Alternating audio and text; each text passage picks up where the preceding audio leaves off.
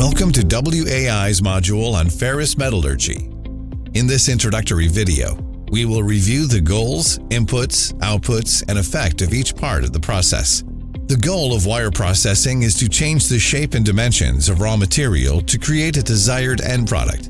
Another goal achieved during wire processing is achieving the required strength and ductility of the final product. First, a round wire rod is drawn to a smaller diameter. It can be either circular, square, or rectangular wire. This is accomplished by cold forming the steel. During this part of the process, the cross-sectional area is reduced and the length increased. The cold forming process also increases the original strength of the wire rod. An increase in the wire's yield strength and tensile strength will also result in a reduction of ductility. To summarize, wire rod is drawn to a smaller diameter by cold forming the steel. The cross-sectional area and ductility are reduced while the length and strength of the wire increases. That's the wire drawing process. In the next video, we'll explore steel making and steel metallurgy. Like what you saw in this introduction video?